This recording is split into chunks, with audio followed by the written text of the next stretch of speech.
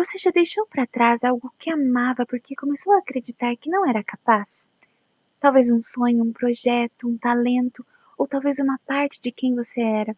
Sabe aquela mulher que gostava de criar, de aprender, de experimentar coisas novas? Aquela versão de você que parecia tão viva, mas que foi ficando para trás no meio das responsabilidades, das expectativas dos outros. Acho que muitas de nós carregamos esse sentimento em silêncio, porque nem sempre abandonamos algo por falta de oportunidade. Às vezes nós abandonamos porque passamos a acreditar que não somos suficientes, não é verdade? Foi exatamente por isso que o livro A Montanha é Você, da autora Brianna Wiest, me fez refletir tanto. Mas, antes de falar sobre ele, eu preciso fazer uma observação importante. Eu não li esse livro como um manual de autoajuda, que eu nem acredito nisso, nem como um convite para acreditar em mim mesma, somente em mim. Porque, como cristã, eu acredito que a nossa confiança não está em quem nós somos, está em quem Deus é. Ainda assim, essa leitura ela me trouxe reflexões profundas sobre medo, identidade, autossabotagem e sobre aquilo que nós deixamos para trás ao longo da nossa vida. Olá, jovens senhoras, eu sou a Manu e esse aqui é o meu cantinho na internet onde nós conversamos sobre maternidade, fé, livros, antiguidades e a beleza escondida nos dias comuns. Prepare sua xícara de chá, se acomode e venha conversar comigo. Hoje eu quero compartilhar uma pergunta que esse livro despertou em mim. Será que algumas das maiores montanhas da nossa vida não são os obstáculos ao nosso redor, mas os medos que nós carregamos dentro de nós mesmos?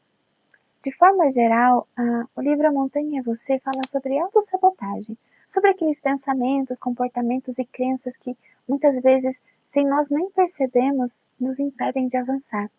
A autora sugere que nossos maiores bloqueios nem sempre estão nas circunstâncias externas, muitas vezes estão dentro de nós, nos medos que nós alimentamos, nas histórias que contamos para nós mesmas, nas infinitas inseguranças que nós carregamos há anos. E uma das coisas que mais me chamou a atenção foi perceber que a autossabotagem nem sempre nasce da falta de vontade de crescer. Às vezes ela nasce da tentativa de nos proteger, proteger o nosso coração da rejeição, do fracasso, da vergonha, da possibilidade de tentar e não conseguir e alguém ainda ver isso. E sinceramente, quem nunca? Então, enquanto eu lia, eu me peguei pensando especialmente na maternidade.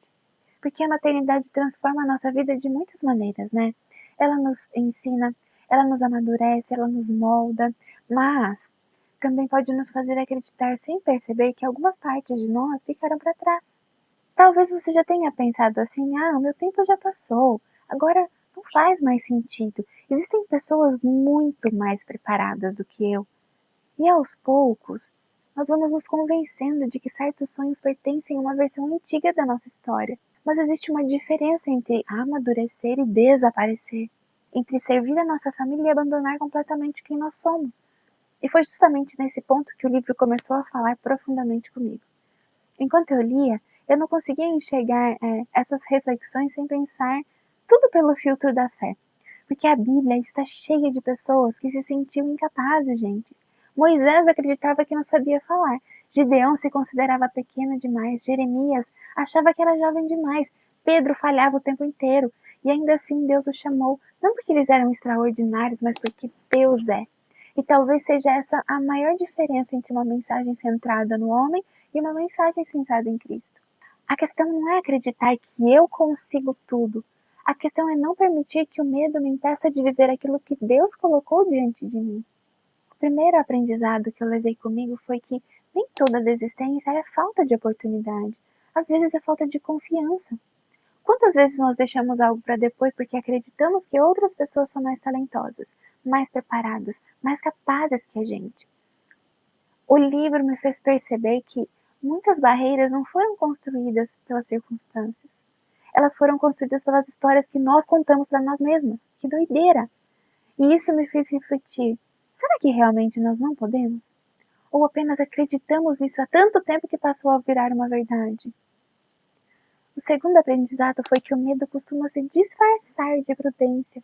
Essa foi uma reflexão que me acompanhou por vários dias, porque existe uma diferença enorme entre esperar o momento certo e ficar adiando indefinidamente algo que Deus colocou no nosso coração, que Ele quer que façamos. Às vezes nós dizemos: ah, não, agora não é hora. Ah, quando os filhos crescerem. Ah, quando eu tiver mais tempo. Ah, quando eu estiver mais preparada. Mas no fundo, gente, nós estamos apenas com medo e não queremos assumir isso. Medo de errar, medo de falhar, medo de sermos julgados, medo de descobrir que nós não somos tão capazes quanto gostaríamos. E talvez a montanha não seja o problema. Talvez o medo seja. O terceiro aprendizado foi que crescer exige coragem para abandonar algumas versões de nós mesmos. Isso faz parte. Porque muitas vezes nos acostumamos com determinadas identidades, né? A mulher insegura, a mulher que sempre fica para depois, a mulher que acredita que já perdeu a oportunidade, que o tempo já passou. Só que também existe uma diferença entre reconhecer as nossas limitações e transformar essas limitações na nossa identidade. Nós não somos as nossas limitações. Então o crescimento exige coragem. Coragem para deixar para trás histórias antigas, coragem para abandonar crenças que não nos servem mais, coragem para permitir que Deus continue trabalhando no nosso coração. Quem acompanha o canal sabe o quanto eu amo o universo vintage, né? Mas o que mais me encanta nele não são apenas as roupas, a estética, os objetos cheios de história. É a autenticidade. Objetos antigos carregam marcas do tempo, pequenos desgastes, imperfeições, e mesmo ainda assim continuam belos. Talvez até mais belos. E eu penso que Deus trabalha assim com a gente também.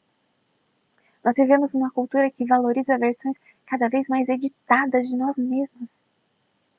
Só que Deus, ele não nos chama para fingir perfeição. Ele nos chama para caminhar com autenticidade. Ué, com as nossas cicatrizes, com os nossos recomeços, com a nossa história. Talvez a verdadeira transformação não aconteça quando nos tornamos outra pessoa. Talvez ela aconteça quando nós voltamos a ser quem Deus nos criou para nós sermos. No final dessa leitura, eu fiquei pensando que talvez a maior montanha da nossa vida não seja a falta de capacidade, seja o medo de falhar, o medo de não corresponder às expectativas. Sim, o medo de tentar novamente, o medo de descobrir que ainda existe algo dentro de nós esperando para florescer. Tá ali. Mas a fé nos lembra de algo importante. Deus nunca chamou pessoas porque elas eram suficientes. Ele chamou pessoas que estavam dispostas a confiar nele. E talvez seja por isso que esse livro tenha me feito refletir tanto, porque ele me lembrou que algumas montanhas não existem para nos derrotar. Elas revelam aquilo que nós precisamos transformar dentro da gente. Talvez você esteja assistindo esse vídeo e acreditando que deixou para trás algo importante demais para recuperar. Um sonho, um projeto, uma habilidade, ou até parte de quem você é mesmo. Mas talvez Deus não esteja pedindo que você se torne outra pessoa. Talvez Ele esteja convidando você para reencontrar aquilo que Ele mesmo plantou aí dentro do seu coração. E a não permitir que o medo tenha a palavra final. Porque a nossa esperança não está na nossa capacidade, está na fidelidade de Deus. E quando nós entendemos isso, descobrimos que a montanha não é o fim da caminhada. Ela pode ser exatamente o lugar onde nós aprendemos a confiar profundamente nele. E talvez a pergunta que eu gostaria de deixar para você hoje seja: o que Deus colocou no seu coração que o medo está tentando convencer você a abandonar? Me conta aqui nos comentários, eu vou adorar ler sua resposta. Que Deus te abençoe, um grande, grande beijo e até o próximo vídeo.